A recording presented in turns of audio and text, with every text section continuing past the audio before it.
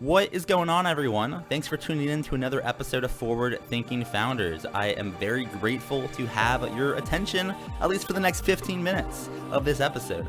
Forward Thinking Founders is a podcast where I interview pre-seed and seed stage founders about their products, what they want to build into the world, and why. We dive into how they spend their time, what's their vision, what's their origin stories, all these things, so you can learn all about what's coming tomorrow. Because these companies haven't hit critical scale yet. Most of them haven't hit product market fit. These are just early stage companies, and the big question is, what can this be? And in this podcast, we bring that out.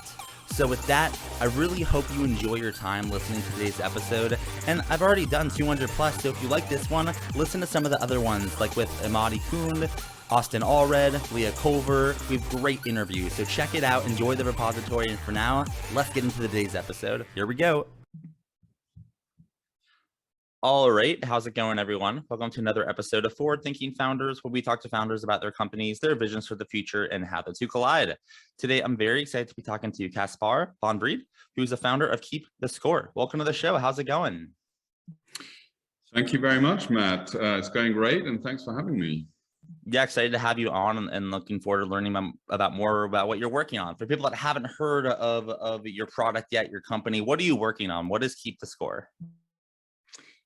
KeepTheScore is an online scoreboard and leaderboard creator. It's a tool for generating scoreboards and leaderboards, and it's focused on privacy and simplicity. So there's no kind of fancy integrations with Google Sheets or Salesforce or anything like that.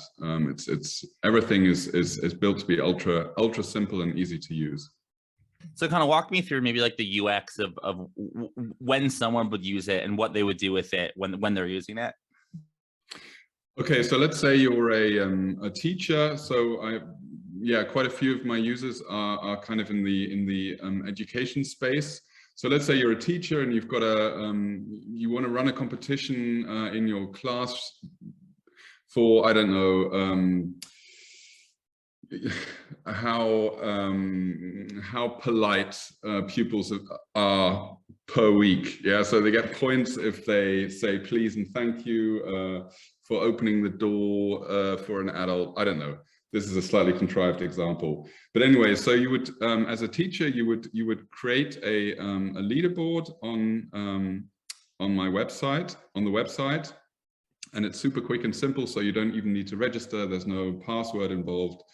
And you would create a leaderboard with names of all the pupils in your class, and you then have two links.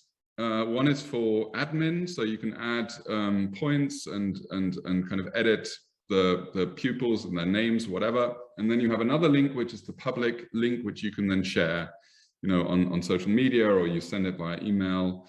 And if you have that link, you can just view the scores, but you can't edit them. Yeah, that's a kind of basic run through. So walk me through a little bit about like why you decided to build this and kind of the origin story for the product and the company. Okay, well, I have a technical background, so I studied computer science in Germany. So I'm German, by the way, but I basically my whole working life. I was a product manager or product owner, but I always had like little side projects going on. A while back, for instance, I built with some friends a clone of Splitwise, which is this kind of expense sharing app, and but we made it much simpler than Splitwise, and it gained a lot of traction. And yeah, so I've always had like little side projects cooking whilst I was employed. And about 4 years ago, I decided I wanted to have kind of more full stack skills. So up till then, I'd only kind of been doing front end stuff, and I wanted to learn a real framework, like a real web framework, which will take care of everything, from the database all the way to the front end. And so I was casting around for a new idea, and when I was at work, I saw like someone had scribbled on the whiteboard like some names and some points, and they were kind of tallying up the points, and they were keeping score. And I can't remember what it was. Maybe it was like a like a table tennis or foosball competition, who knows. Anyway, and I saw that and I thought, that's something that you can very easily transfer onto the web. So this was one of the side projects this was just another side project I started, and then quite unexpectedly for me, it started gaining traction, like, it had users, and it just continued to grow and grow and grow, not massively, there wasn't any exponential growth, but without any kind of input from me and any marketing. I mean, obviously I was still developing it, but I wasn't doing anything in terms of marketing. It just continued growing. And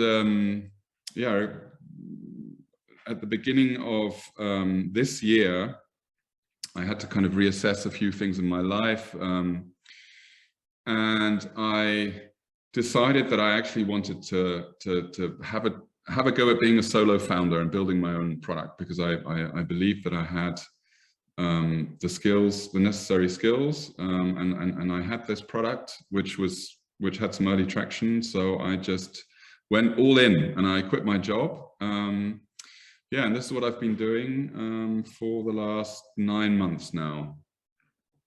And what have been some things that you've learned in the last 9 months as you kind of gotten started on this founder journey? It could be about marketing, product development, like maybe raising capital. Like what have you learned so far?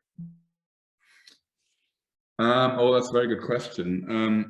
What have I learned? I mean, I've learned a lot of kind of technical skills, because that was what was necessary in these last few months. So yeah, I've been using kind of interesting frameworks and trying out some new shiny stuff. But I've realized that I need to get better at kind of marketing and growth, and that's a journey I'm only just starting. So I'm in the next few weeks and months, I'm going to have a really close look at who my customers are. If I can create segments, because at the moment I know very little about who my customers are. So I have paying customers. I'm making around between $1,500 and $2,000 a month. Yeah, so it's it's respectable. It's a start. It's still a long way from where I want to get to. But these are all learnings that are still ahead of me. So I can't actually say what I've learned in that department. I think the main thing I've learned is just go for it. Like, if life is short, and if you have an idea and you think something could work, stop putting it off. Just go for it, and it'll be an interesting journey, whatever happens. And if you were to kind of look out into the future, what do you see as like the big vision here? Where do you want this to get to, in 5-10 years?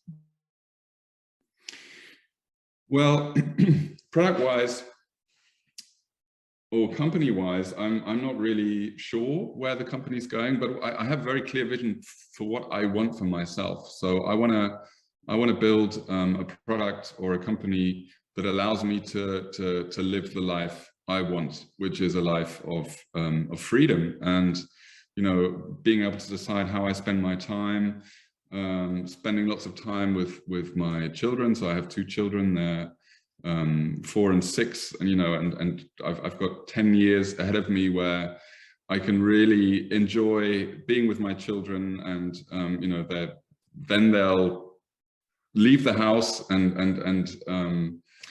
leave the nest, and that time will be gone and it's never coming back. So I want to have a company that allows me to spend time with my children, spend time doing my hobbies, and not being on, I don't want to be on the 9-to-5 treadmill. So that's my number one goal. That's never get back on that treadmill. And then, if someone wants to kind of help you out, with kind of make it happen with Keep the Score, like, what is an ask that you have for the forward thinking founders community? Like, are you looking for developers, customers, investors? How can the community assist? Well, I mean, one thing I've noticed, kind of being in the kind of indie hacker space, sort of solo founder space, there's lots of names for what I'm doing, is that there's a lot of kind of material and writing about tech, stacks and frameworks and everything related to the technical side, but as far as I can tell, there's not so much on kind of marketing or growth. I mean, yeah, I know there's a lot of material on growth hacking, etc. But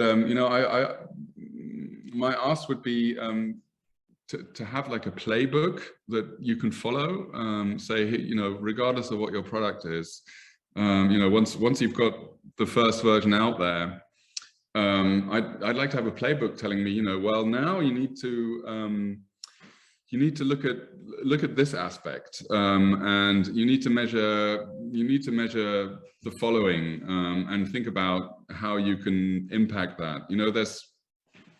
I would like more material on marketing growth. I think that would be my ask. And then if someone, had some material or wanted to share something, or at least just kind of find you on the internet and potentially try this out, how can they find you online? Do you have a website, social media account, email address? How can someone learn more? Yeah, I have all of those. So my product, you'll probably find the quickest if you just enter Keep the Score. So the actual URL is keepthescore.co, so .co. I'm on Twitter, so my Twitter handle is just my surname, Wrede, so WREDE. That's a German surname. And yeah, I've also got a website, but I don't think it's if you find my Twitter, you'll find everything else. Cool. Well, thank you so much for coming on to the podcast. I really appreciate it. It's been a pleasure. Thanks a lot for having me, Matt.